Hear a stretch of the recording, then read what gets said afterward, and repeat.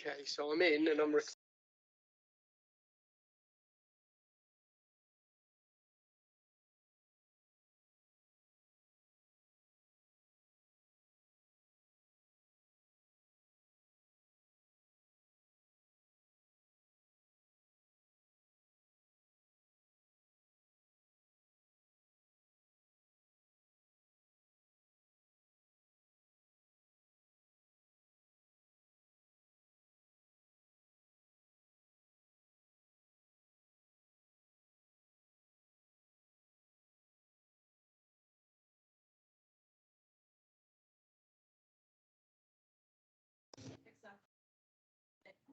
Yeah, that was just to say this is who me and Mike are.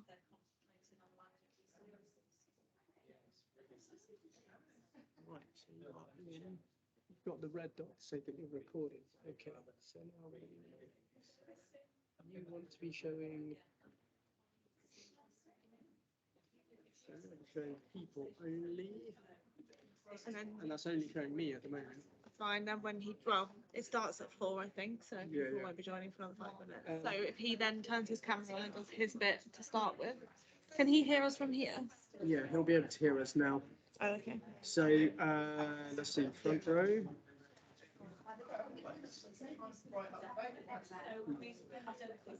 This is the icon that you need.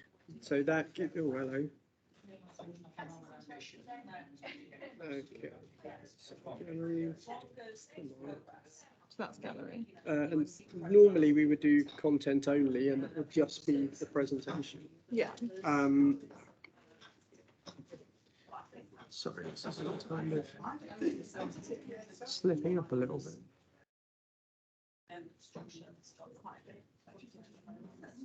So now that's showing your presentation. When it comes for the other chap to do his presentation, I'm trying to think of how I can get out of the way. Oh, you can what? How was it Mike? Yeah, it's Mike. Yeah, just trying to figure out the logistics of getting the mic kind of on the screen, okay, and then back to me and that presentation. It might just not be a super smooth transition, but that's not the end of the world, is it? It's a bit. If I have to say, okay, come and help me, please. Sorry. Gonna just have a look at my end and just see what I can see. Sure. Pointing at you at all. That's right. If it's not. I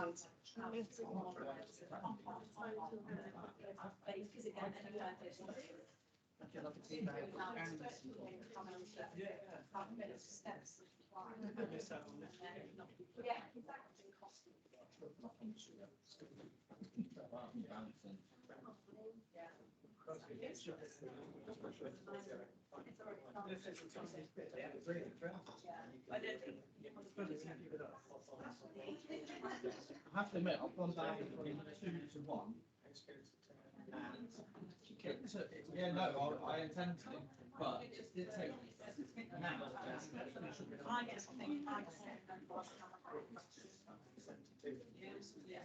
Yeah, I definitely need to feel. I moved over to red version. Certainly not the reason to it. Yeah, just because I think not people watch it. It's supposed to be super good as well, isn't it? Yeah, we've got loads of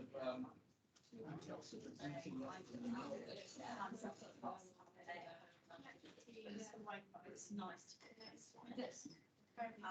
You know, I was so to get one place it's not.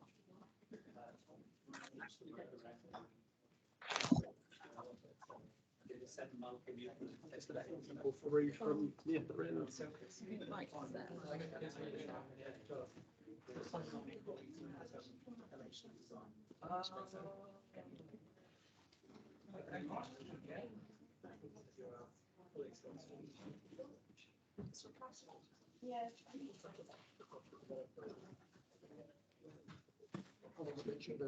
So are we? Oh, okay. You've got one person in that I'll just go miss it.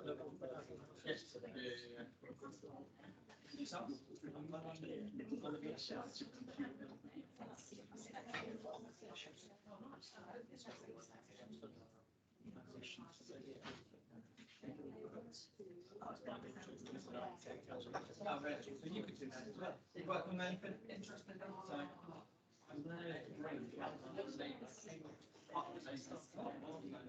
So, finished in that project.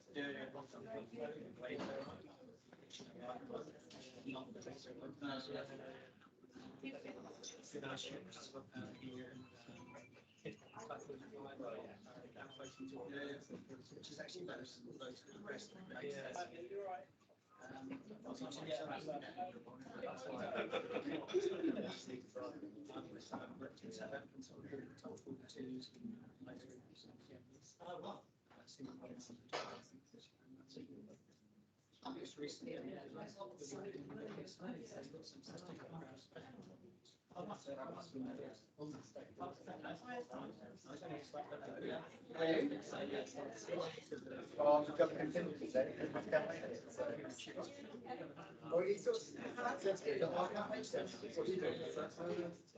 Sounds like I'm good.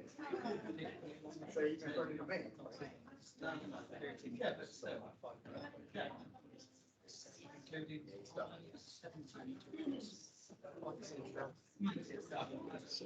Just give you a bit of. So now you can see on there who's in.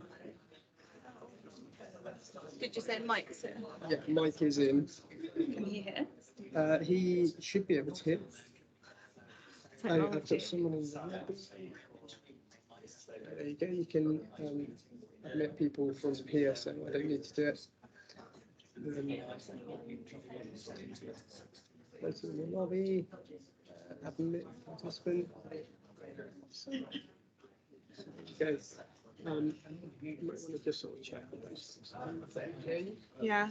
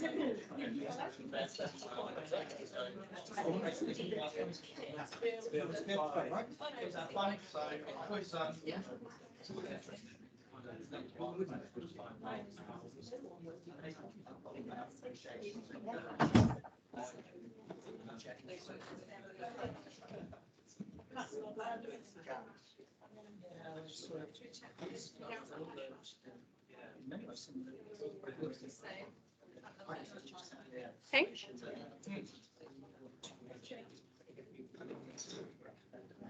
Hello. Oh, there's people arriving still. Hi, everyone. Thanks for joining us. Grab a drink, or are you going to sit down? Yeah, quick drink. Hi, everyone who's joined us from home as well. Can you hear me okay? Can you give me a thumbs up? Mike's giving me a thumbs up. Thanks, Mike. We've just got a couple of people arriving late, even though I said prompt start at 4 p.m. So give us a minute. We'll be there. Thank you.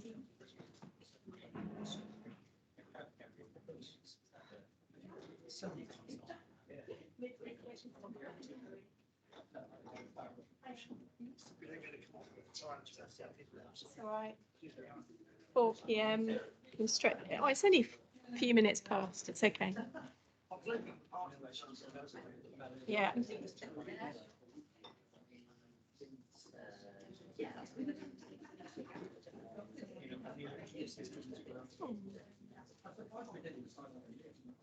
they?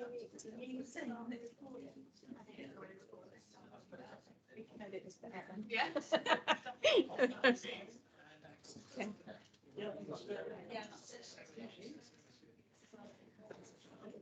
Thank you. Okay. Okay, thanks everyone. Can I have your attention, please? Hi guys. Thank you very much for coming along today. We've got a good turnout. I wasn't quite sure how many people would make it in person, especially if we offer the old virtual connection too. People like to stay at home, but impressive. We've got about, how many? 25 people in here, and a few of you online as well. Thanks for joining us. So this is the next event in our Future Plymouth 2030 series. We've had a little bit of a lull the last few months. I've been a bit busy the last couple of months. But really, we just wanted to get going again, carrying on the discussion about how we can reduce carbon, in particularly construction in the built environment. So thank you all for coming and being interested and keen to learn more. We've got a bit of a collaboration today with Hattie Thompson from Hawley, who's kindly offered to come and speak to us a bit more about UK Green Building Council and all the great work that they're doing and have done, and give us a little bit more background information. And she's keen to engage us a lot more here in the sunny southwest, which it is today. So I will hand over to Hattie. She's going to talk for a little while, and then we're going to have some sort of workshop and networking opportunities later. But thank you all for coming. Thank you. Awesome. Can everyone hear me okay? Great, thanks. Okay, so I'm Hattie, for those of you that don't know me. I work at Hawley as a sustainability consultant, and I'm also going to the UK Green Building Council, or the UKGBC, and I have been pestering Sarah for a while now to do collaboration events, so thank you all for coming. I'm going to talk a bit today about the Net Zero Carbon Buildings Framework Definition report that the UKGBC produced in 2019. Obviously, there's a lot of talk about net zero carbon and what that means and what that looks like, and that report was all about trying to define that. So that's going to be what we talk about today, but I've also got my colleague Mike on the call, who is going to be talking a little bit about what the UKGBC are more generally and not just about the net zero carbon report. So just a bit of an agenda. We'll do a bit of an about us, about the UKGBC, and I will also talk a bit about my role as local network coordinator and what that looks like and what that means. Then I'll talk about the net zero carbon framework definition, and then we'll open it up to a bit of a discussion and, like Sarah said, a bit of networking at the end, and we can compare notes on any projects anyone's worked on trying to explore and achieve net zero carbon. But first, Mike, are you all right? Can you hear us? If you unmute yourself, can we hear you? Yes. Can you hear me? Yes. Loud enough? It's not super loud. I don't know how. And also, just to say, Hattie, that I'm not seeing any change in your slide deck here. I've still got the same slide. So I don't know if that's the same for other people on screen who are at home. I can see. I'm seeing change in slides. Sorry. Okay, that's interesting. I think other people are, but Mike's isn't working. Don't worry, I don't need it. It's fine. Okay. I don't need to see. You're a little bit quiet, Mike, so I think we're just going to see if we can turn you up. Is that where Emma went? Okay. Is it this? Do you want to try again, Mike? I pressed a volume. Yeah. Oh. Can you hear me now? Yeah. Okay. Okay, well, I can't see the slide, so I'm not going to speak to the deck, Hattie, but if you want to, anything I miss you want to use, I know slides 4 to 11 are around what UKGBC does, but don't worry, I'll go over it in general terms. So hello, everyone. Yeah, I'm Mike Clark, and I'm the Director of Membership at UK Green Building Council. I've been the Director of Membership for about 7 months now, and previous to that, I headed up membership at the Royal Institute of British Architects. So I've sat in meetings with Sarah a couple of times in my previous role. Thanks very much for having me and inviting us to come and chat to you. Hattie is seconded to UKGBC for part of their time each week, and we have a number of secondees around the country, and it's how we talk about UKGBC activity outside of London. We have secondees in Birmingham and in Manchester, and we have a member of our team based up in Scotland as well. I just want to give you a little bit of an overview of what UKGBC does. We're part of a network of 70 green building councils around the world. We don't all do the same thing. Some of those green building councils are accreditation bodies. We're not an accreditation body here in the UK. We are more of an advocacy body, and we research and fill in gaps in research and analysis, and we produce strategies and guidance and learning to help us all achieve the net zero targets that the UK government has set. So Hattie's going to talk to you a little bit about some of our work we've done around research and strategy and the framework for net zero, and a little bit where that's going and how that's evolving. She'll give you more detail of that in this presentation. But I just wanted to let you know that we are doing work primarily around advancing net zero. So that could be in the domestic space, and we're talking a lot about retrofit with local authorities, for instance, and with house builders and others. We talk a lot about retrofit, and we're doing some projects around commercial retrofit. We've done a lot of work on the circular economy and the standards around the circular economy and system change needed for a circular economy to work. And we are looking over the next year or more quite deeply into nature, biodiversity, both as a mitigation tool for climate change, but also how do we gain biodiversity. And we're producing a roadmap for that, and work on that has begun with one of my colleagues who's based in Bristol, Hannah Giddings, who's heading that up. And that's a much more complicated job for us than the roadmap we produced for getting the built environment to net zero, which we launched at COP26 a couple of years ago. If you haven't seen that, do have a look on our website for that roadmap. It sets out how the UK could achieve net zero by 2050, what steps it needs to take to decarbonise the built environment, both in new build, but also in operation. And that's worth taking a look. And that sort of gives you a taste of the sort of thing that we produce. We recently produced a playbook for local authority planners on biodiversity, which is a useful framework for them to use. And there are lots of other guides and tools on our website, if you take a look, which are free to access to anybody, non-members included. Talking of members, we are a membership organisation. Only businesses and organisations can join UKGBC. We don't have any individual memberships, but we have about 700 businesses now, probably representing multi-billion pounds worth of turnover each year and about 100,000 employees. So we certainly have a big voice when we're talking to government and to local authority on policy and policy decision making. And lots of our policy interventions do make it into government guidance and law and so on. So we're quite good at that. And that's a big part of what we do, is that advocacy on part of the built environment in order to make change happen at a statutory level. And there's a lot of work we do.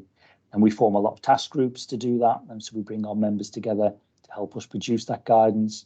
Most of what we produce is produced in collaboration with our membership. It's not an in-house task. It's usually something we share amongst as many people as possible. And Hattie will tell you a little bit more about that and what's happening with net zero as well, and the definition. Alongside all of that, we do lots of learning programs. We do about 100 events a year. So we do some very specific learning, and we do a lot around the leadership space in moving leaders towards better sustainable outcomes, and hopefully that trickles down through their teams. But we do learning at every level in an organisation. So we'll talk about quite basic stuff like what is the definition of sustainability? What does it look like in somebody's neighbourhood? How can it be translated to work and the way they live their life? And we do sort of much more detailed technical stuff at the other end of that, with lots in between. Many of our courses and webinars are really low cost, and some of them are free.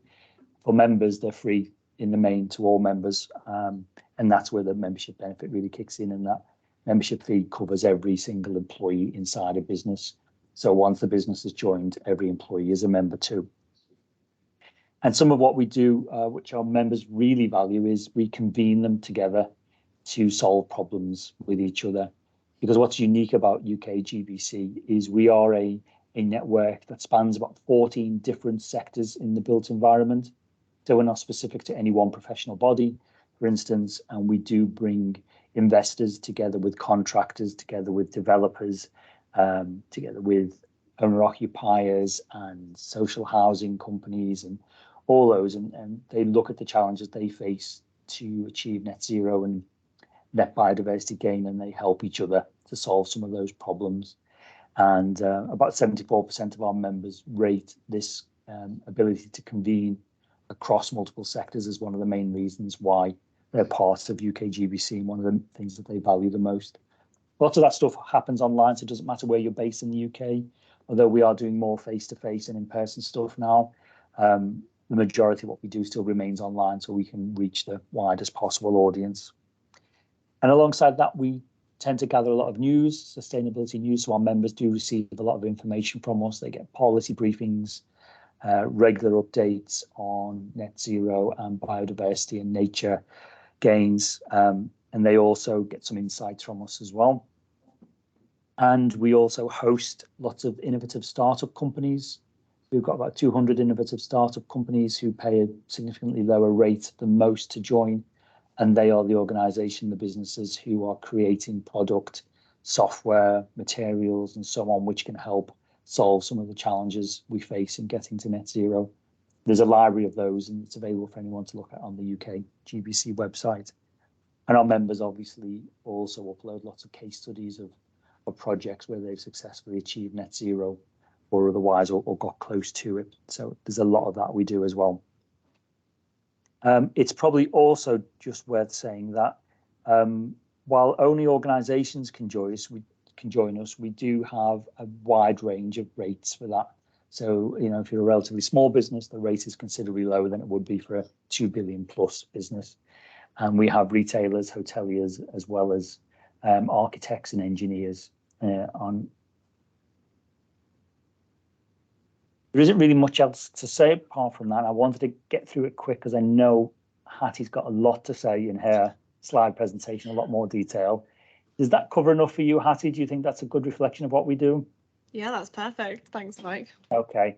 I'm going to hand over you to skip to your slide number 12, if I think that's probably where you're at. And you can talk a little bit about the framework for net zero. And then Hattie and I will both answer some questions at the end of her presentation. I'll hang around for that and for any questions at the end of it, if that's okay. Perfect. Thanks, Mike. Great. Thanks, Hattie.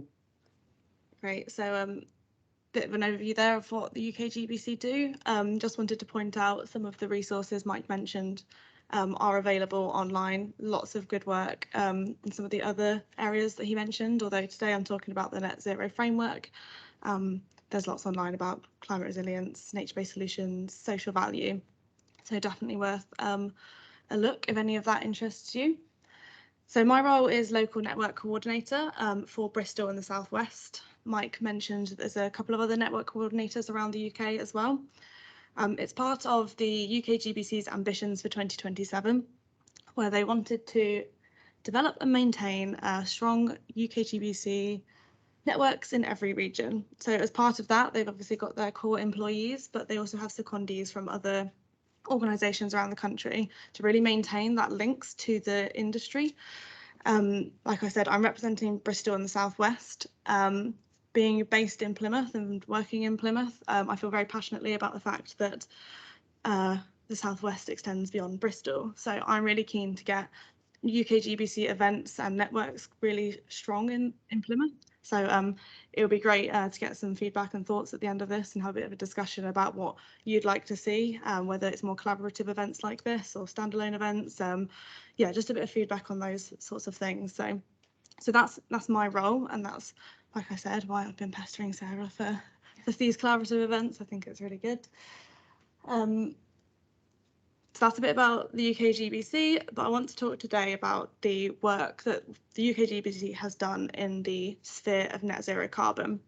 The Advancing Net Zero team and programme was launched in 2018, and I'm going to be talking a little bit about what's been done to date. I need to caveat to say that I am not a part of the Advancing Net Zero programme, so I'm not in that team.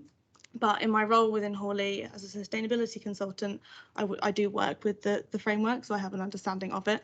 However, if there's any really technical questions, I might need to defer those to the team, but we can take any questions down at the end and pass those on if there's particular things that you want to know more about. Some nice animations.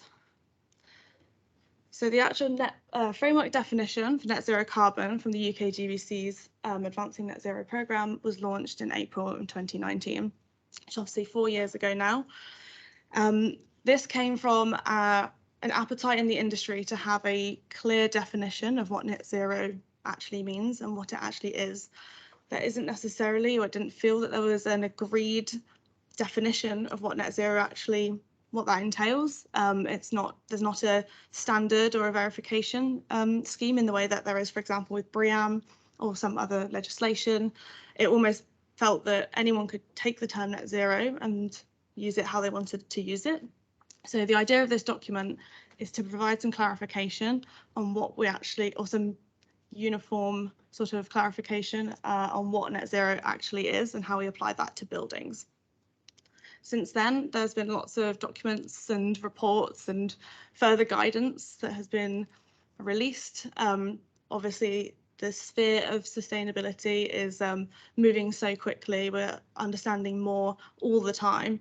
So even in a document 4 years ago, things move very quickly. So lots of further guidance has been released since then. And like Mike said, we've also got the roadmap.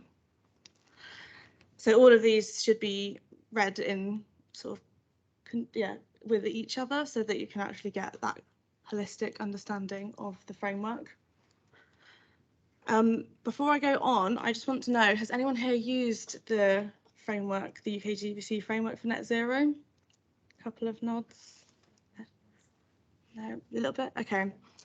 I just needed to know how, I didn't want to be teaching you this something you already know lots about, so that's fine. Like I said, as a network coordinator for the Bristol and the South West, I want to get the messages that the UKGBC have at a national level and really apply it at a local level. So if it's not something that we're using much, I kind of want to understand why. So it'd be great to get some feedback on that afterwards as well.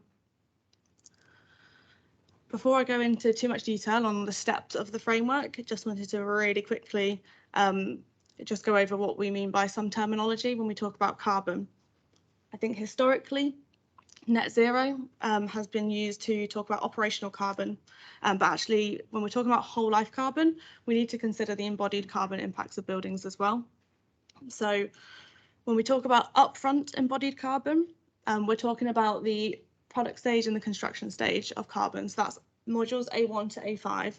So all of the carbon emissions associated with the manufacturing of the materials, processing, transporting the materials to site, and then the actual construction, all the construction works as well. So that's A1 to A5, that's the upfront embodied carbon. When we're considering the total embodied carbon, that also includes B1 to B5 and C1 to C4, which is all of the carbon emissions associated with the in-use stage. So all of the refurbishment, the replacement that's required, and then the end of life as well. So the demolition, waste processing, taking the materials away from site. All of that is total embodied carbon, which includes the upfront embodied carbon. And then the operational carbon is from the operational energy and the operational water, which is B6 and B7. And when we say whole life carbon, we're talking about all of that. So under the framework definition from the UKGBC's report, there are 2 scopes for net zero carbon.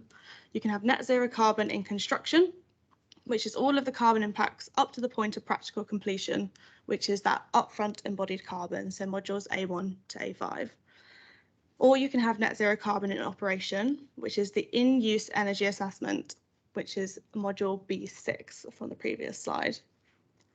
There is a mention in the framework definition of the need and desire for a net zero whole life carbon.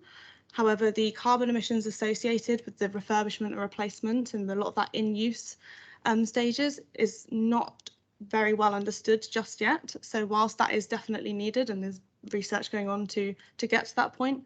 Where we are right now, it's not quite clear enough to be expecting people to pay for offsets, for example, when the data isn't particularly clear on what the actual carbon impacts are of those stages.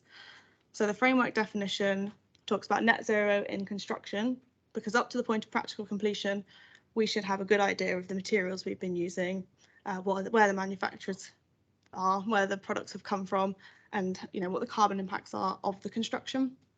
And then the net zero in operation is based on in-use measured data. So it gives us a clear understanding of the carbon impacts. You can see on the left-hand side, just about, there are 5 steps in the framework definition for defining net zero.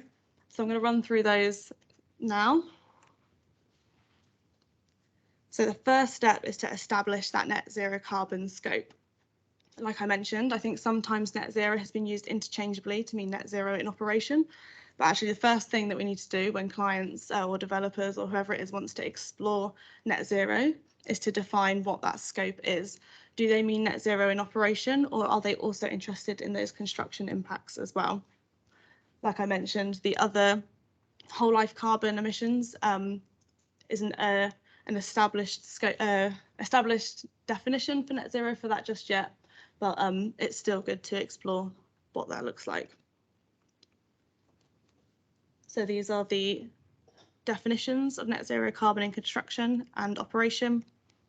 And then this is the whole life definition as well. So step 1 is to establish the scope. The second step then is to reduce construction impacts. So this is firstly looking at the net zero carbon in construction route. The first thing that needs to be undertaken is a whole life carbon assessment. Although achieving net zero whole life isn't yet well defined, like I mentioned, undertaking a whole life carbon assessment is really important to understand what the carbon impacts of your building is going to look like. And the framework definition of net zero carbon says that you need to follow the RICS professional statement guidance when undertaking this whole life carbon assessment. This is a well-established report and document that's used to make sure that whole life carbon assessments are uniform across the industry. It defines the methodology that should be followed. It also states certain assumptions that should be made. So if this is being undertaken early in the design stage and all of the detail isn't quite there yet, this provides assumptions that can be used so that there's uniformity across the assessments being done, which means you can compare results across different buildings, for example, and you know that they've all followed the same methodology. So the snip on the left, that is taken from the framework definition, and it does explicitly say you need to use the RICS professional statement. So this again is taken from the framework definition, and I think it's really important to make this point. The first assessment of the whole life carbon should take place as early as concept design. So we're talking REBA stage 2, and at an absolute minimum before technical design. So REBA stage 4 starts. And that is because it has the biggest impact to drive reduction in carbon emissions the earlier this is done. A further assessment should then be undertaken at practical completion, so end of REBA stage 5. And this actually should measure the as-built outcome. So just want to show some of the tables. I know you can't see the detail here, but these are some of the tables from that RICS professional statement, which has certain assumptions that can be made. So there's default material specifications, which includes things such as percentage of recycled rates. So if you don't know that just yet, we can use default specifications. Transport scenarios, so it has default transport distances for materials if you're not sure where they're coming from just yet. And then there's also on the right the predicted lifespan or life expectancy of each material. So at stage 2, this is the sort of thing we would be using where that information is not known.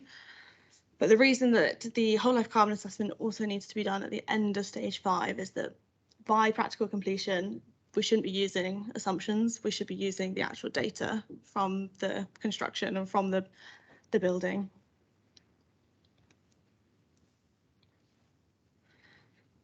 Okay, so the one that is done at stage 2 is done early in the design so that it can drive carbon reductions. How this is done specifically isn't detailed in the framework because it is so dependent on each project, whether it's a new build, a refurbishment, the sector of the building. There's so many different variables that it's not down to one specific way of doing this. But the earlier it's done, the bigger the impact it can have, particularly if we're talking about structure and frame. You know, these are really big items that can have a huge impact on embodied carbon. So the earlier it's done and the better, essentially. This graph just shows again that the earlier in the design that this is considered, the bigger there is a potential for carbon reduction. The later you leave it, the harder it's going to be to reduce carbon emissions. And the framework does say that you have to show that you've made an effort to reduce carbon emissions from early on in the design if you want to be claiming net zero. And then once you've done the end of stage 5 whole life carbon assessment, you can look at that upfront embodied carbon, and that can be measured and offset at practical completion. But again, you can't just at end of stage 5, having done no effort to reduce carbon throughout the whole design process, you can't just do a whole life carbon assessment and offset it and that's net zero. You have to show that you've done that effort to reduce carbon. So the UKGBC framework recommends that organisations align with interim targets for embodied carbon set out by industry guidance.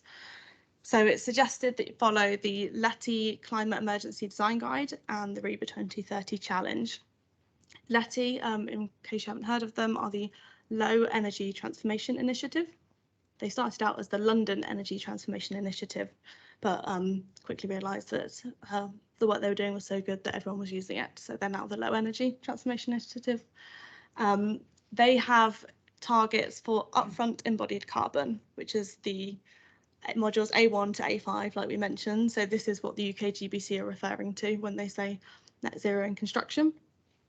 The REBA 2030 Climate Challenge has targets for total embodied carbon. So it's not just the upfront carbon. So it's slightly different, but if you're doing the whole life carbon assessment, you can see where you're sitting against the targets. So this is just to show, I mean, you can't see all of the detail, but just to show that there are upfront embodied targets for residential, I think it's commercial and schools for the LETI targets. And same again for the REBA, but like I mentioned, that is for total embodied carbon. LETI did also produce this alignment guide, which essentially takes the LETI targets and the REBA targets, and they've put a rating and banding system against the targets. It was felt by LETI that actually having this sort of banding and rating system really helped people understand where they were sitting against the targets. I think it's sort of a universally recognised system, you know, that's very easy to understand very quickly and visually just by looking, and you can see where you sit. Okay, so that's for net zero in construction. So you've done your efforts to reduce construction impacts and construction carbon. The next step in the framework definition is to reduce operational energy use. So reduction in energy demand and consumption should be prioritised over all other measures. This is highlighted as 3.1 right underneath step 3. How this is done, again, there isn't specific guidance exactly how that has to be done, but there are a number of suggestions, starting out with building fabric and passive design options, looking at how we can use more efficient systems, how that energy is actually managed in use. It is recognised that there is a performance gap between designer buildings and how they're actually used and in use data. So looking at how we can implement smart systems and building management systems to try and mitigate against that.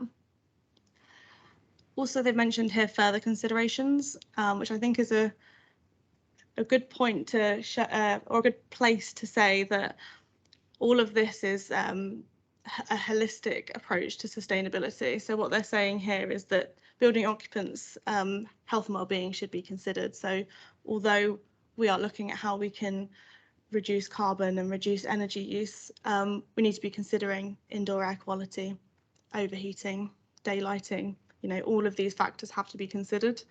So we need to make sure it's not too much tunnel vision just on the energy. We need to be considering all of these other aspects also.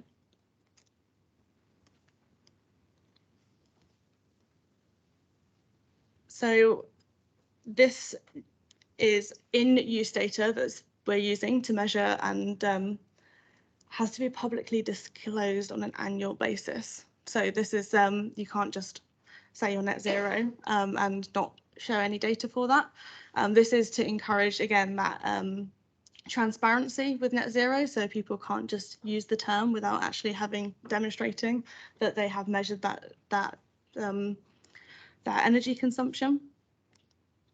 It's reported as a total and also in terms of intensity. So although this data is in-use data, at design stage, this should be considered. We can use prediction of operational energy to model building design to understand what the in-use energy intensity will look like. This is a follow-up document, so it's not from the framework, but it supports the framework. I thought it was just worth mentioning that to claim net zero in operation, you have to meet the targets set out by industry best practice. So again, this is to really drive efficient building design to ensure that when that building is in operation, it's meeting the targets, and you can't claim net zero carbon in operation otherwise. Which is shown there. So the UKGBC have operational targets for office buildings, and then they also recommend aligning to LETI for other building uses. And also REBA have operational energy targets also for other buildings. I'm not as familiar with CREM, but they also recommend aligning to CREM where applicable, which is the Carbon Risk Real Estate Monitor. So yeah, I think the point there is that you have to achieve those targets to be able to claim net zero in operation and report on this annually and disclose that. Step 4 of the framework is to increase renewable energy supply. So the UK must increase its total supply of renewable electricity whilst simultaneously reducing demand on the electricity grid. So looking at on-site renewable energy sources achieves both of these. You can also procure off-site, but there's a document that the UKGBC brought out to provide some guidance on this because it has to demonstrate additionality. And then the final step in the framework is to offset any remaining carbon. I think that offsets and offsetting can be quite a polarizing topic. Some people are quite against offsetting, and some people think that it's absolutely necessary in the net zero carbon conversation. The UKGBC does recognise it in the framework, providing that it is the last step in the framework. You know, you have to have demonstrated a reduction or an effort to reduce carbon first, and it is the last thing that can be done. Also, there are robust and rigorous principles that have to be met for an offset to be accepted. So this document that they produced, I mentioned it a minute ago, it's about renewable energy performance and carbon offsetting. So this details how to make sure that off-site renewable energy has additionality, and also defines the principles that have to be met for carbon offset credits to be achieved, which are outlined here. So again, there are there's some variation in the types of offsets that are available. To be accepted by the UKGBC Net Zero Carbon Framework, it has to achieve all of these. Okay, so to summarise the two pathways. For net zero carbon in construction, so this is modules A1 to A5, which is that upfront embodied carbon, and it's all of the carbon emissions associated with the physical building up to the point of practical completion. To claim net zero carbon in construction, you have to have quantified and reduced your embodied carbon. That includes the entire building structure, all of the facade, all of the internal elements as well, and the services. You need to meet the interim embodied carbon targets set out by Letty and Reba, and then you can offset the remaining total at practical completion. And this is one offset payment at the point of practical completion. To summarise net zero carbon in operation, you would undertake operational energy modelling during design, again to show that you've put effort into reducing that, reducing the carbon emissions or the energy use intensity. But you report on the metered data annually. So you couldn't claim net zero carbon in operation until at least 1 year post occupancy. There is a focus on the energy intensity rather than carbon emissions. You need to demonstrate that you've tried to mitigate that performance gap. So like I said, the difference between the model and the actual reported in-use data. For net zero carbon operation, you can either offset annually or procure the energy from a high quality green tariff. This is detailed in a lot, like I said, this is reported in a lot more detail in that document on energy procurement. And again, it's an annual offset payment, 1 year after operation. Just to summarise as well, if you are claiming for net zero carbon in construction, you must also design for net zero carbon in operation. If the developer is keeping ownership of the building, they would need to demonstrate net zero carbon in operation or make it net zero ready, so the future tenant could try and achieve net zero carbon operation. And I think it's worth mentioning that this last point here about the holistic approach again, there is, although these are seen as two separate, net zero carbon in construction and net zero carbon operation, there is overlap. The building services that you design for a really highly efficient building will have an embodied carbon impact, and the different services available and the different service solutions will have a variety of impacts on the embodied carbon. For example, in the in-use stage, in the embodied carbon, it accounts for refrigerant leakage. So depending on which which route you go for, will have different refrigerant use, and different refrigerants have different embodied carbon impacts. So there does have to be, these can't be considered in isolation. These have to be considered in a holistic manner. Okay, so the framework came out in 2019, and this is what we recommend to follow as sustainability consultants, because like I mentioned, there isn't yet a verification standard for net zero carbon buildings. So we recommend to follow the framework because it's in the sustainability sector, it's a very well established and well regarded method to achieving net zero, to avoid people, like I mentioned, just measuring the carbon emissions, offsetting with a really unreliable offset and claiming net zero. But the exciting news is that there is a verification standard in development. And I think that if anyone here has worked on a building or worked with a client exploring net zero, it is absolutely something that we get asked all the time is there a standard?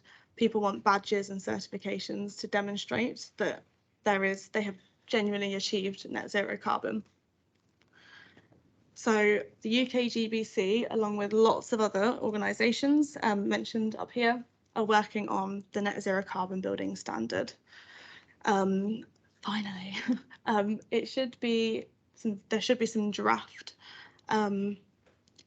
information being released later this year. But I would highly recommend, if anyone's interested, going and having a look on the website. On the right, there is the project launch from last year, so there's lots of information on that. And the UKGBC do have a big hand in this as part of the overarching task group, but there also are a number, I think there's 13, Mike, I think you said 13 earlier, different task groups within this to ensure that there are targets for all different building types, different sort of new build also versus a refurbishment, because that's obviously something that we're really pushing at the moment, is the sort of retrofitting and refurbishment of buildings. So there's lots of different task groups, looking at the different options within this. So this is really exciting, and I think that will make a real big difference in the sphere of sustainability and the built environment, at holding certain developments accountable when they are claiming net zero. So watch this space for that.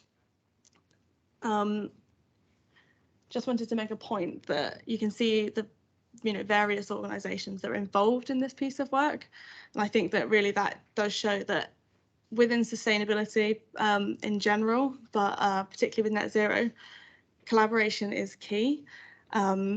This can't just be, as Mike said earlier, this can't just be one organisation driving this. This has to come industry-wide. Everyone has to be in agreement.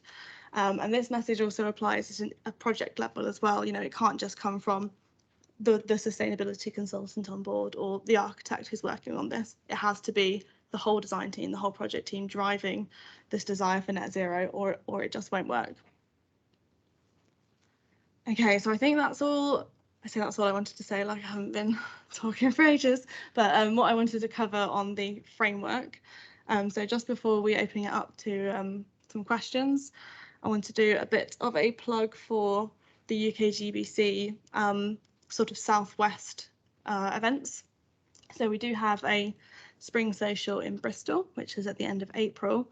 You can register online on the website. So yeah, keep an eye out also on the website for events. But I want to have, after we do a bit of a Q&A and we sort of open it out to networking, it would be good to have a bit of a discussion with everyone here, talking about net zero carbon buildings. Have you worked on any projects that have got aspirations for net zero? If so, what's working well, what's not working well? Is there even a client aspiration for net zero? A lot of the clients I work with have an aspiration for net zero, but that's because I work as a sustainability consultant. So by the time they've got to me, that you'd hope that there are some aspirations for that. And if you are working in net zero, have you used the UKGBC framework? And if not, what other methodologies are people using? And then the last slide, before I do open it up to questions, is from a local network coordinator perspective. I'd be really interested to know a bit about your engagement with the UKGBC, if there is any. So, is your company a member of the UKGBC? Have you attended any UKGBC events? And specifically for me, what sort of events would you like to see in Plymouth? And also what topics you want to hear about, because obviously today this has been a high-level whistle-stop tour of net zero carbon, but as Mike mentioned, the UKGBC are doing loads of work in nature-based solutions and climate resilience, circular economy.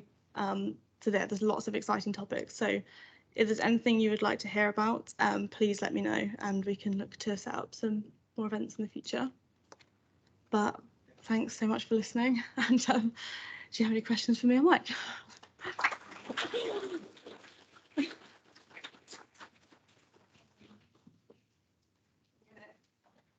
I'm going to jump in and say thanks to Hattie. That was amazing, because she has been pestering me for a little while, but I can see why, and it just provided a great opportunity for all of us to learn more about what you do.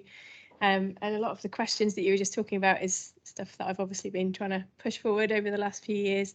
So I can see a lot more collaboration coming this way. Do you want me to chair questions? Yeah. I can't see online though, that's the only thing. I don't know if Kit's listening in, whether there's any typed in the chat, but does anyone, do you want to go back to if I press back, does it go back to your questions? Yeah, they're all. Is that all right? Okay. So I hope you all found that useful. I know there's a real mixture of people here today, and that's been part of the beauty of Future Plymouth. I'm going through the floor box. I think, yeah, that was the whole reason for starting Future Plymouth. It's not just about architects, as Hattie said, although I can't believe that. As all the engineers, the clients, everyone else in the room who need to play their part. So that's why we wanted to really have this holistic view of how we can all help. So I don't know whether anyone has had any experience of net zero carbon projects so far. Does anyone like to be brave and pose any questions or provide any answers for Hattie? Go on, Graham and John, I can see you both there. Say hi everyone, John Bailey from Turner and Townsend. But one point I want to make before I go to the question. So the UK Net Zero Building Carbon Standard, and one of the 13 subgroups of that, which is the higher education one. Yeah. And this is just an appeal to the room, really, is that one of the things we've been trying to do is gather evidence for the data to be fed up through that. And there's across all the sector groups, I believe there is a lack of people being really open with the data that they've got. And a large part of that is because people are a little bit ashamed of the buildings that they've tried to make in net zero carbon style or low energy, and they haven't quite achieved the targets that they're hoping to. But that evidence is still really useful for the development of the standards to understand, oh, we did a BREEAM excellent building, but actually our embodied carbon score is this, and our operational energy is that. So it helps them inform that. So the more evidence that we put in as an industry, better the standards should come out. So if anyone's got higher education building and they've got any sort of evidence on, speak to me, but otherwise they'll be in touch with the right person if you've got stuff to share. Yeah. So that's one thing. Yes, we've worked on some net zero carbon buildings. What I still find the trickiest thing is it sort of depends on the client's almost ownership position. So where it's a developer that is building to sell, I suppose the enthusiasm for net zero carbon is much reduced compared to the owner operator. Yeah. And I'll give you two examples. So two projects that we're working on. One is with an owner operator university that's building to passive house standard, amazing operational carbon models going on, and they're going to end up with a really amazing building. I'm working with another university where they're doing design, build, and operate contracts where they're not actually going to have all the operational benefits from the net zero carbon building. And just seeing the budget for that one is just less, even though we've done a whole life energy calculation, shown £151 million difference between the operational energy costs between the low carbon building and the Part L type building. And so that sort of standard that you have to achieve the operational stuff in design sounds really, really good, but I want to know how I can make that more apparent to my clients so that we don't see new buildings still being built that are not going to be the best that could be built just because they want to make a small capital saving upfront costs. I've just realised that people online probably can't hear these questions, can they? We need a roving mic. We've got a roving mic. Do you want to answer any of that? We can hear the questions. Oh, brilliant. Thank you. Well, I was going to say that I think that one of the issues definitely at the moment is that a lot of this has to come from the client. As much as we say collaboration is key, ultimately, the client has to drive this. And I think that, like I said, by the time they get to a sustainability consultant, in theory, they should be a bit more on board. But I think that obviously not always the case. But a lot of the drive has to come from the client and has to come from the very beginning of the project as well. The later you leave it in the design, obviously, the more expensive it can get.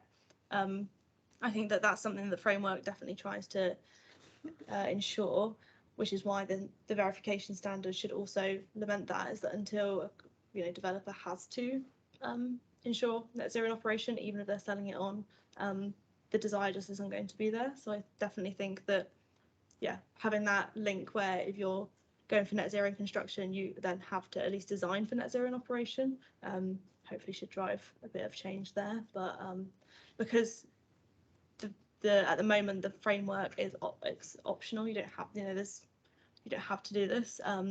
There's leeway, unfortunately. But the idea of, obviously you're working on it, but the idea of the verification in the building standard is that ultimately we want the government to make it sort of a mandatory thing in the future if we're actually going to get to net zero. So that's ultimately the drive for that. But yeah. And I guess if I can just cut in, that was the whole point of the Future Plymouth initiative as well, really, just to try and create an education and a bit more awareness to everybody so that we can increase market demand. Essentially, it's like if people understand what they should be doing and how they can do it, then they can be more specific in what they buy, what they ask for in their own homes, in offices that we rent, in anything. So hopefully we're sort of creating a bit of a bottom-up movement, swelling, so that we can put a bit more pressure on the government to actually make these things the law. Because there are, I don't want to say activist groups, but sort of inspired people who are choosing to do it already. But actually we want that to grow, and then it just become the norm. Is that okay? Mm. Does anyone else have any experience of net zero carbon?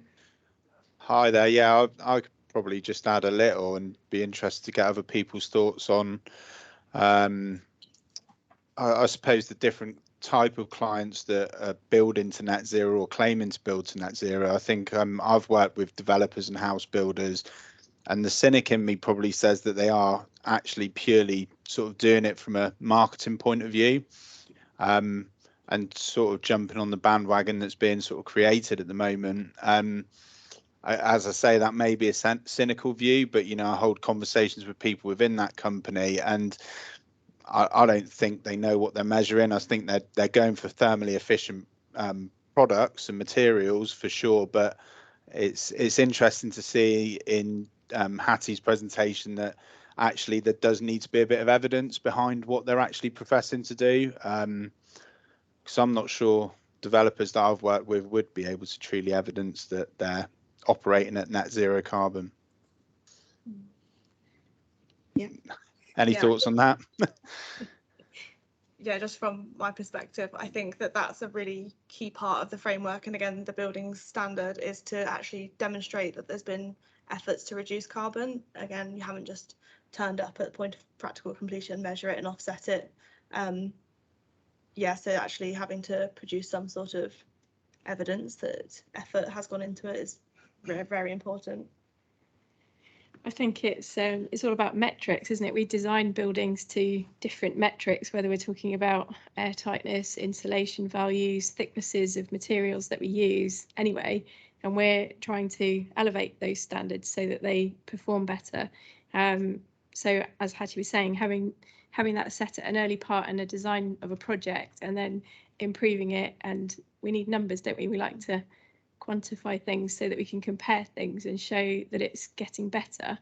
So without those kind of metrics and those measurement tools, we can't prove that we're doing a better job. I think as well, I was just going to add on that with the operational energy targets, particularly the stretch targets, like they are hard to achieve. So you do genuinely have to put effort in. It would be really difficult, I think, to just achieve some of those without any effort whatsoever. So you're saying we have to trust them a little bit. We have to, yeah. Yeah, and I think we are in transitional times, as Hattie was saying, until the net zero future building standards, whatever you're going to call it, is actually in place. We're getting advice from all these different organisations, as Hattie's pointed out to us. So we have to just sort of trust that all these people have got good intent in heart, and we'll come to some agreement hopefully later this year, isn't it? Yes. And then that will set a standard for us to all work to holistically as an industry.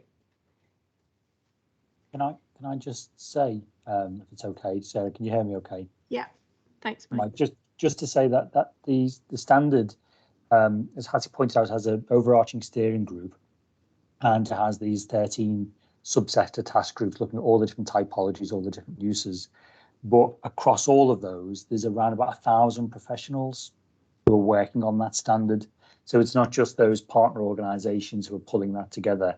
It's about 1,000 professionals from across the industry who are pulling together the standard. So I hope by not only the evidence submitted by those people colleague mentioned earlier, but by the work that they're all doing, that these standards are easy to adopt because they are created by the industry for the industry. Yeah, good point. Sorry, Graham was going to speak. Hi, Graham Devine from LHC Design.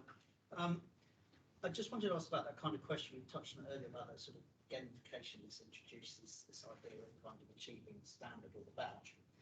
Is there going to be some work with procurement bodies to understand, to John's point, that lag there might be between the the standard as something that can be achieved and how we've actually performed up to date? Because if we go into procurement and people are asking us to meet the standard, but actually there's a gap between how well we performed up until that point and how well we are projecting to achieve, we're going to end up in there's going to be a little bit of a chasm there for a wee while, isn't there?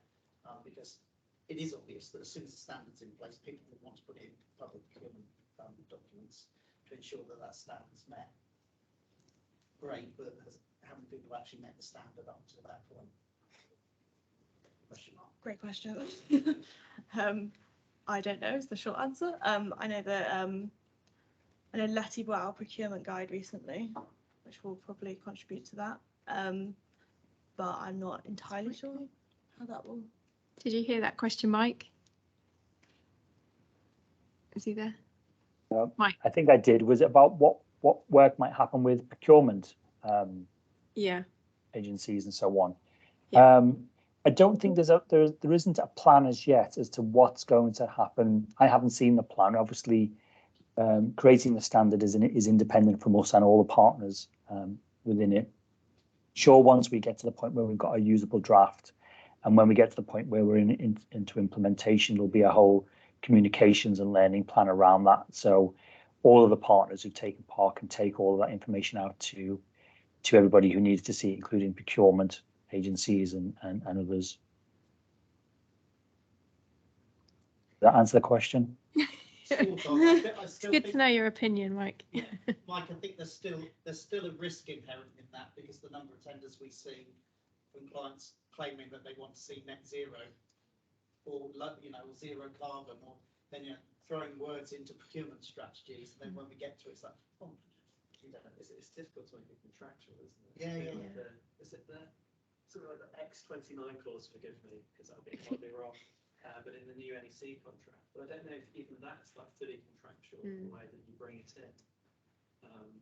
So that would be a really useful guidance actually from UKGBC in terms of like how do we make this something that our contractor has to meet in a contractual manner, measure it, and what would be sort of decent KPIs to have going off on that, so it's nothing like it's a contractual element. Yeah, absolutely, because that's our one experience. Our recent experience of doing low carbon housing. Yeah. Is exactly that gap. Mm. A client that you described, kind of a client that's kind of in for the long haul, really interested in reducing and meeting the RMEA standard in this instance, because that was the standard we chose. But we get to that gap. We get to that gap when the contractor gets on board, and it wasn't able to be followed through, and that's a problem. Well, is not the. I mean, the whole problem with all of these standards is they're voluntary. They're not legislative.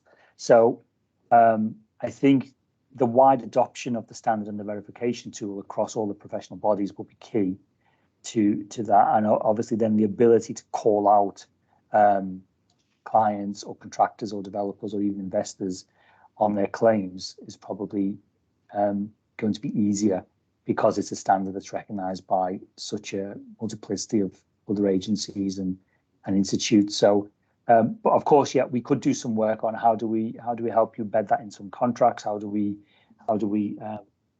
get this out there in more detail to others? These are all things we will probably look at in our annual operating plan for 24-25, once we've had sight ourselves and what the standard looks like and the verification tool itself looks like.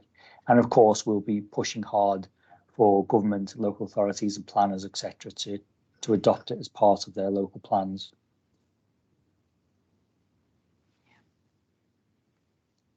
Hi. Hi, Sally's got a question. Hello, I'm Sally Bottle, and I'm like City Council. And I was really excited to hear about the, particularly the parcel standard being helpful to publish the energy consumption. And I've got two kind of questions around that. So one is where, particularly with this idea of there being a kind of verification system, like that is really exciting in terms of database and the opportunity there. So is that something that's kind of, is it just that they have to do it like a deck, or is it something where they have to publish it in a specific place to kind of be used? And also from our work on Brainstorming, I'm just really aware of how easy it is to kind of manipulate that data when they want to or intending to or not. For example, in schools where they are it's not full in the very beginning, or in particular housing where they're not meeting their homes. So how do you make sure that data actually represents really good quality spaces as well? Yeah, the level of analysis. So from the reporting it and where, it has to be publicly disclosed is the way that it's defined in the framework. I would have to double check, but I think as long as it's in a as long as it's in a public location, so on the website, for example, it just has to be easily accessible for someone to go and find it should they want to. You can, or buildings can choose to put it on the UKGBC website or other sort of websites like that if they wanted to, but that's at the moment that's not something that I don't think has to be done. It is just as long as it's publicly disclosed. I'd have to double check the framework in a bit more detail in the clarifications document because there might be a bit more detail exactly where that goes. In terms of how the actual data in use, I mean it has to be done on an annual basis, so it would account for like the full year. But in terms of how we get around people trying to manipulate that data, I'm not entirely sure. Not on purpose, no. Is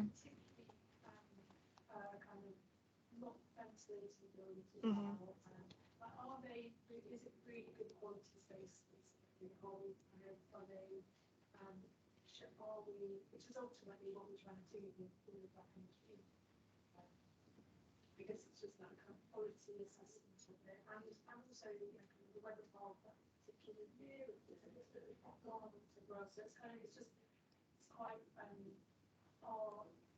we've done quite a lot to try and verify the performance against the predicted, and it's just incredibly hard. There's so many variables, so trying to kind of pull that apart, and that's something that's been.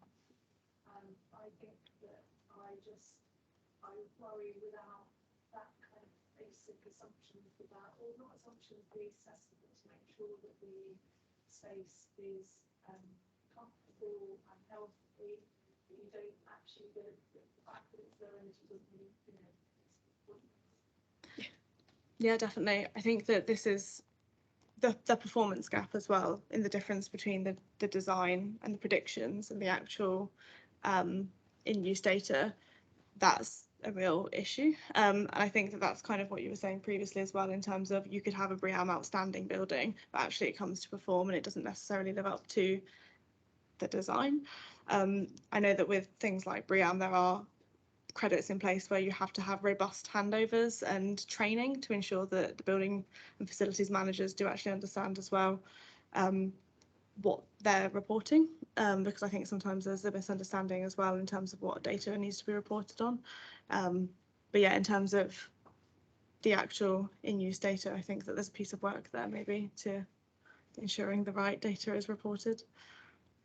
But hopefully that will all become clear in the standards, and also because there's different standards for different building types, because schools will have a very different way of reporting and compared to like an office, for example.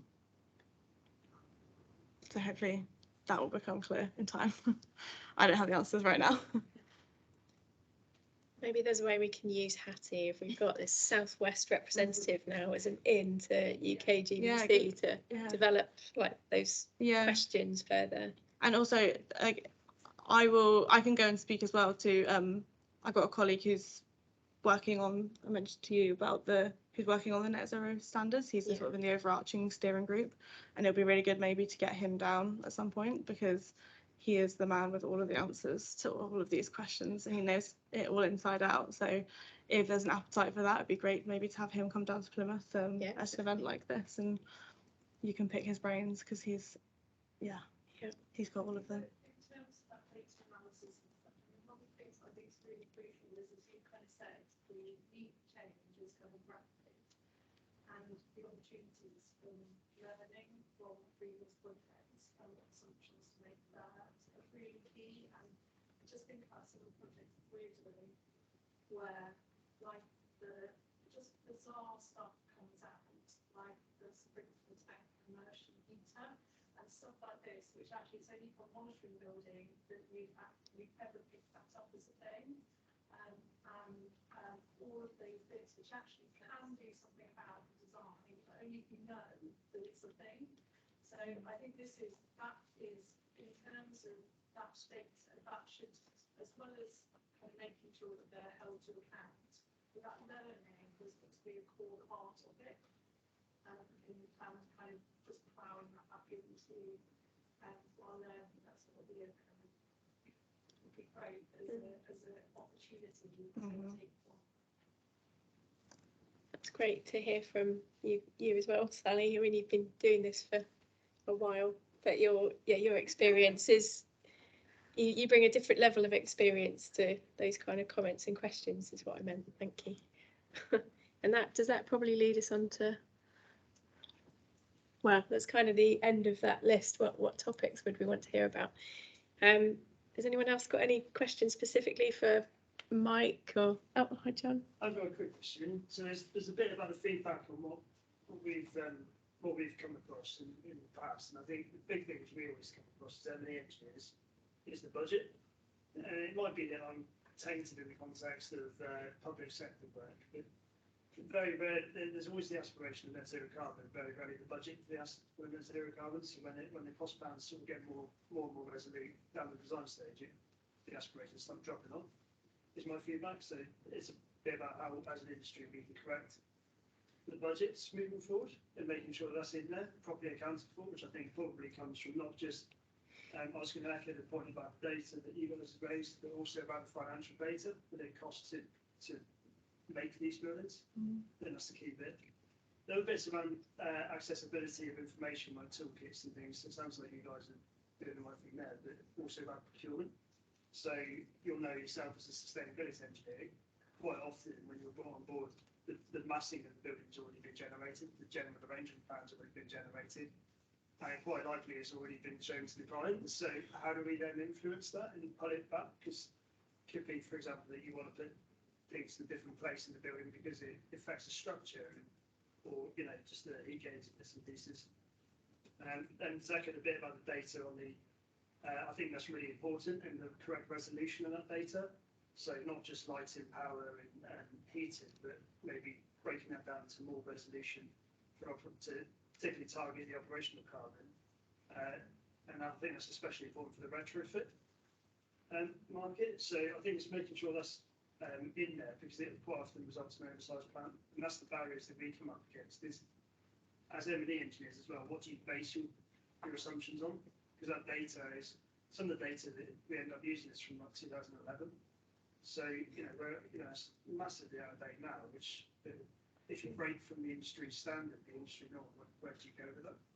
In terms of PI covers. So it's an update to that, which again sounds like everyone's all on board with it. The question I had though was around what's the stance on embodied carbon in M&E kit, because quite a lot of standards are saying we want your embodied carbon calculations for all of your frame structures, all the rest of it in the facade, but don't worry about the M&E, because there's very few data sheets available for M&E. So what's the stance there on that? So the UKGBC framework, we would include services in the embodied carbon calculations. That's the same with like the Letty and Reba, because they say to follow the RICS professional statement, which says to include services. However, it is generally acknowledged that the embodied carbon impacts up sort of for A1 to A5 for services in M&E are not super accurate compared to some other items, particularly early stage, when there's not all of the information. So there's definitely, there is a, I think CIBC brought out a standard in embodied carbon in services, which sort of provides a bit more detail, but it's definitely something that it needs to be, an allowance for it needs to be made, because to exclude it is to suggest that there is none, which I don't think's I think it's as an M&E engineer, I think that's a real challenge, because obviously CIBC brought out TM65, Yeah. and that to be able to populate those sheets, you have to know what equipment you're installing, which is very rare if you know that until you're at stage 4 of the design. You're building it on site, so at that point there's no way of kind of looking back and going, oh, we messed up here, or is it too much, or whatever the case may be. And it's very difficult data to inform it early on. So I think as a way forward as an industry, we've got to find a way around that as well. Yeah, with something like one-click LCA and sort of these LCA platforms, there's allowance per meter squared for certain systems for sort of benchmarking early in the design. But yeah, obviously, like you said, waiting until stage 4 is too late to then be changing things massively. I think one thing that like I mentioned, one thing that we know is really high in embodied carbon are certain refrigerant types. So those sorts of things may potentially have some sort of discussion or conversation early in the design, but maybe something that we need to improve on as an industry. It's a big gap in the carbon budget, isn't it, if you don't know? Yeah, so to exclude it would be Go to a financial budget, not knowing what a quarter of the costs were, doesn't it, beyond stage 3? So I think that with embodied carbon, it is still a very relatively new topic. So it's still ultimately a ballpark figure when it comes to embodied carbon. Like, it's not going to be to the super accurate, which is why the framework says that in operational net zero carbon in operation, you do have to meet the targets. For the embodied carbon, they recommend aligning to the targets, but it's not as clear cut as with the operation, because that data isn't, whereas the in-use measured data should be accurate to exactly what's been done. Whereas in embodied carbon, as an industry, we're learning more and more as time goes on, but it's still a learning curve. We're still educating ourselves as we go. So it is difficult and it is tricky, but to not include embodied carbon or not to consider it when we're talking about net zero carbon also leaves out a huge amount of carbon impacts. So it's a balance, isn't it?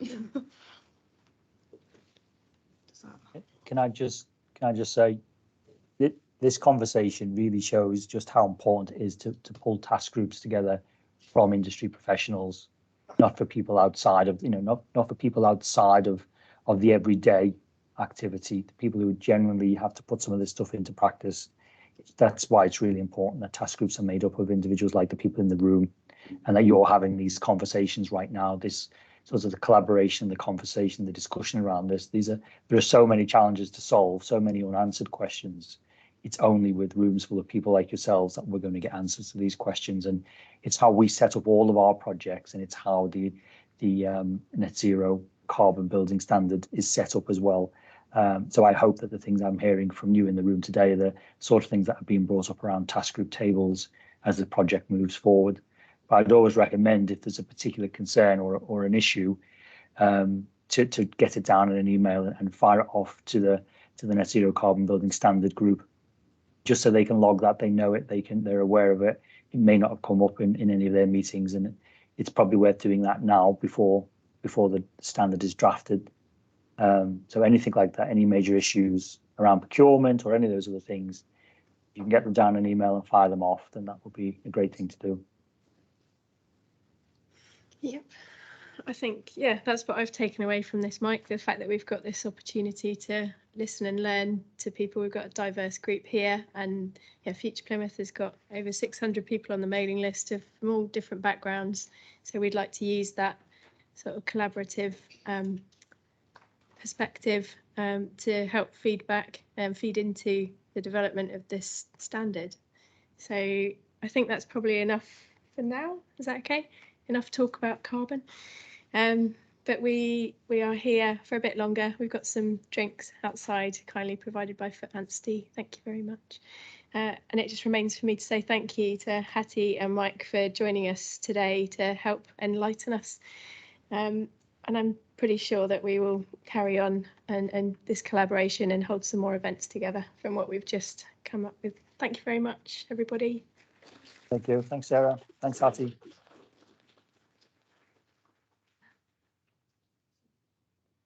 Thanks, Mike. He's waving. Thank you, everybody. So now it's disconnect. Maybe. I hope that was useful.